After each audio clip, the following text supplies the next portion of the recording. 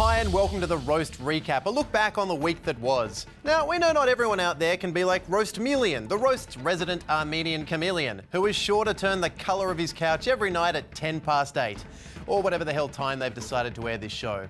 That's why we prepared for you a special package of the essential news stories from this week. And it was easy this week because there was only one big news story. Solange Knowles beaten up on Beyonce's husband. We wish you a speedy recovery, Mr. Zed. Oh, there was also the budget, the most important political event of the year. Mark Humphries has more on that one in this week's headlines.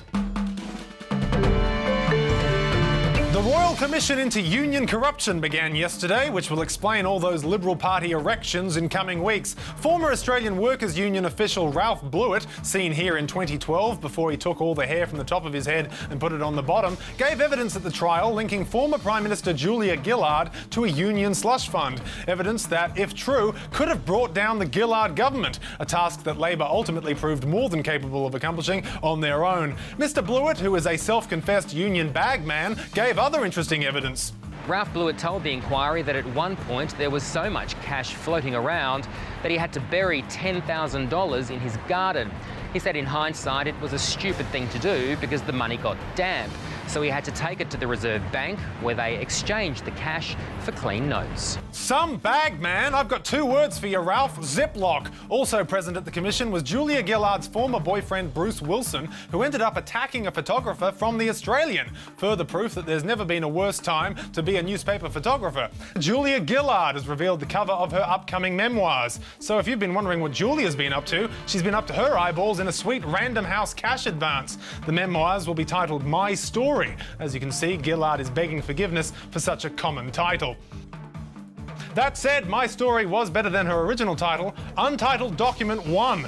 The book, which is a 448-page tome chronicling her 3 years and 3 days leading the country, falls short of Bob Carr's 480-page memoir, which means Julia Gillard is either lazy or her obliques are concave enough and didn't warrant writing about. The cover was unveiled at an event yesterday, and to coincide with the announcement, Christine Lagarde, head of the International Monetary Fund and Miss Power Suit 3 years running, recorded a personalised message.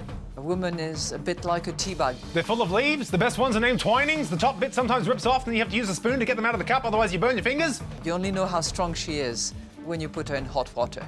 Oh, that's much more flattering. The government is under pressure from health experts to raise the legal drinking age to 21, meaning people between the ages of 18 and 21 would have to have sex without alcohol. Good luck! The article, published by the Buzzkill Journal of Australia, states that alcohol can be damaging to young brains because young people are neurologically not full adults at 18 years of age. To which an 18-year-old boy replied, "Oi, nah, I'm a full adult. Personally, I was told you're a full adult when you have hair down there and a beer in here, but that was my dad, not the Medical Journal of Australia." Now, with the current drinking age, a typical 18th birthday party looks like this. I'm wasted! But if the drinking age is raised to 21, an 18th birthday will look like this. I'm wasted! It will be the same, only the alcohol will have been bought by someone older. All right, for the roast, I'm Mark Humphries.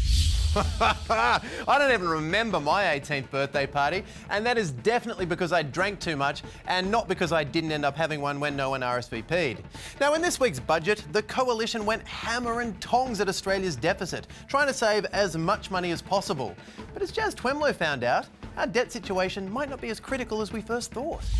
Jeez, what the hell happened to you? I've been out and about looking at the state of other countries' economies to get a sense of how much we should really be panicking. My God, those other countries must be in a terrible state. You would think so. My first stop was to Germany, a country so cold and rational it might as well be a giant calculator filled with people. To get a better understanding of how Germany keeps its economy running so smoothly, I'm here at the top of Commerzbank to talk to someone in the know. So tell me, Carl, how is it that Germany keeps its debt level so low? Naja, eigentlich ist unsere Schulden entspricht derzeit rund 80% BIP. What? Australia's only 34%. What happens when the debt collectors come? Are you going to give them East Berlin? Oh my God, Carl! We need to warn everyone to stop what they're doing and start hoarding, Carl! After spending a few hours with Carl discussing the finer points of German finance and how best to warn the people of Frankfurt that they were nothing but a ton of debt that can speak a language, I headed to Japan, where I heard things were much worse. In Japan, debt is over 200% of their GDP, and people are swarming the streets like ants, working a 17-hour day, before cramming themselves into cheap, overcrowded fluorescent pods. So pretty much business as usual, which is strange because unlike Australia, Japan's economy is actually f***ed. Their debt is over 1 quadrillion yen. Quadrillion, I've never even heard that number used seriously before. I mean, why are you not freaking out like your government is? Do you know this will all be like Blade Runner in a week?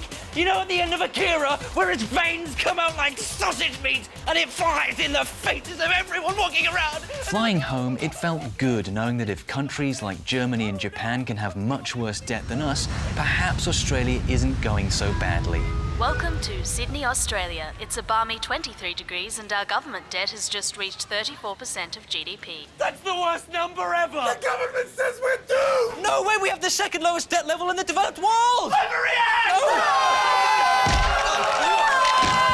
And as I was systematically disemboweled, I wondered if perhaps the Australian government might do well to dial back on the rhetoric, keep things in perspective, and stop cutting everything like a hairdresser on meth. We never did find Jazz's spleen, and time is running out for him to get to the hospital before they start charging him for healthcare. Of course, the budget left many people worried about their now uncertain future. But if you were one of the lucky people who weren't affected, good for you. You'll probably want to stay not affected for as long as possible. Watch this. Okay, Mr. K. Smith, let's see how we can avoid any financial pain for you in the future. So, do you plan on ageing? Yes. Don't do that. You see, visits to the GP are going to become more expensive. How's your health? A few colds here and there, a flu, some sort of rash. Yeah? Well, that'll only get worse if you insist on ageing. If I was you, I would stop thinking about going outside and experiencing new things and start thinking about the exciting opportunities that exist within a bubble. Within a bubble? A hermetically sealed, germ-free oxygen orb. Right. Now, we need to get you into a career with longevity, and according to this budget, it's definitely a good time to be a soldier, a road builder, or a ballerina. So if you can pirouette into battle while laying down a cul-de-sac, you'll be set for life. Though I must stress, be careful not to pop your bubble. So the upshot of all this is I've got to become an ageless soldier? In a germ-free sphere, yes. Now, are you in a position to become a pregnant woman? You know, for the maternity leave? Not really. Okay, Mr. K. Smith, let me tell you a little something about the Abbott government. You're going to need a bit more of a can-do attitude when it comes to male pregnancy, okay? It's all in this information pack. How to put a soldier in your oven and 7 other habits of highly effective people who live in a bubble. Calculate when you're ovulating and spend that time around army barracks. More than I already do. All right. Well, if you're sad that the budget is over, worry not, because earlier in the week, The Roast released its all-purpose budget coverage so that you can enjoy the excitement of a newly released budget any time of the year.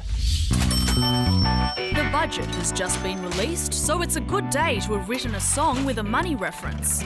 Here is the budget that I'm talking about, because if you don't see it, you won't believe it's real. A grab from the Treasurer trying to sell the budget in the vaguest terms possible. This budget is good for Australia.